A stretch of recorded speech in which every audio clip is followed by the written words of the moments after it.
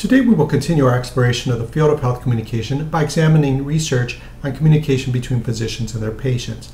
The most basic question one could ask about doctor-patient communication is this: how does communication help patients to heal? A large number of studies show that the quality of communication between doctors and their patients matters.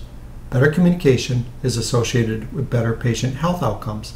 How does communication produce better outcomes? A statistical correlation between doctor-patient communication quality and patient health outcomes doesn't explain itself. We have to dig deeper if we wish to understand what communication does in the relationship between a healthcare provider and patient to produce healthier patients. What we need is a model that shows how we get from specific features of human communication to better health outcomes.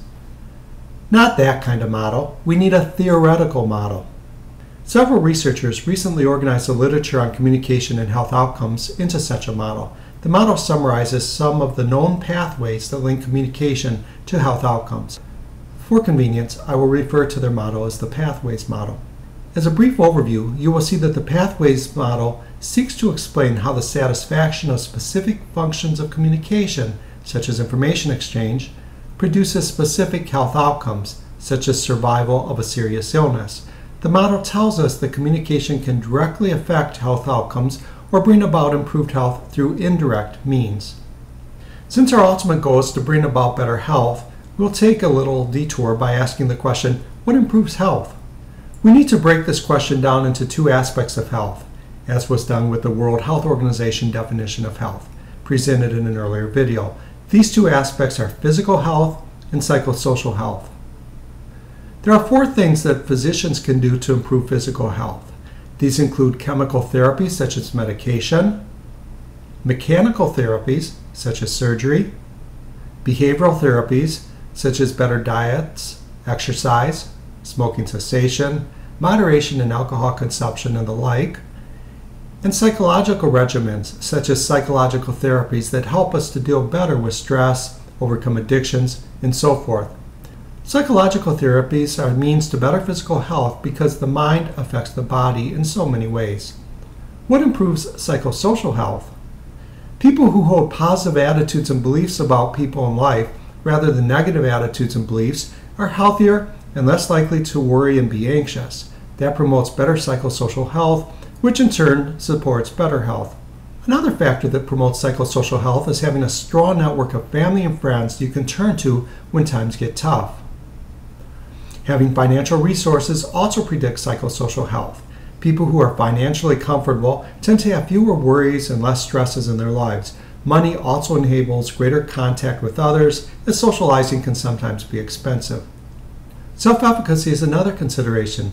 This term refers to the belief in one's own ability to complete tasks and reach goals. Such a belief is empowering and motivates us to take control of our lives. These are just a few examples of the factors that promote psychosocial health. There are many others. At this point, let's return to our model. You will see that it consists of four broad components: communication functions, proximal outcomes, intermediate outcomes, and health outcomes. Each component is represented as a box in the figure that is time-ordered. We will now define each of these terms. A standard definition of the word function is the purpose for which something is designed, used, or exists. For example, the functions of a car is to move us from one location to another. Communication is multifunctional. It serves many functions. Our model specifies, for example, that in the doctor-patient relationship, communication is used to exchange information, respond to emotions, manage uncertainty, foster relationships, make decisions, and enable patients to manage their own health. Other functions no doubt exist. We see from the model that when a function of communication is achieved, there are outcomes labeled proximal. Proximal means near the point of origin, or simply the closest outcome. In this model, close refers to time. Thus, the proximal outcomes are the immediate outcomes. Think about your last visit to a doctor. If the doctor's communication fulfilled the functions listed in the model, you probably felt, almost immediately, greater understanding.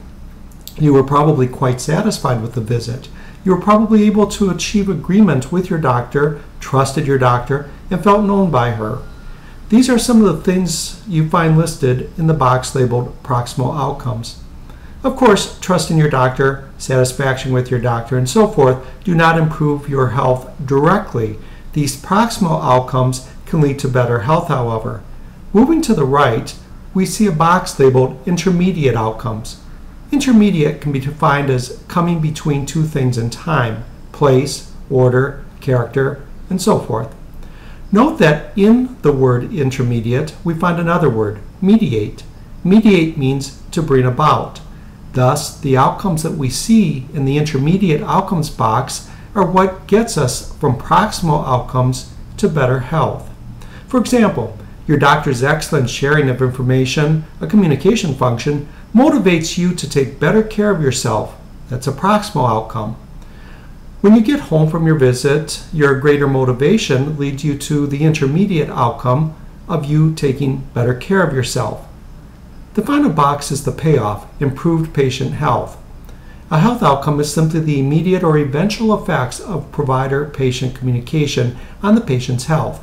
This can include survival from a serious illness, cure, remission of disease, less pain and suffering, improved emotional health, and improved physical functioning.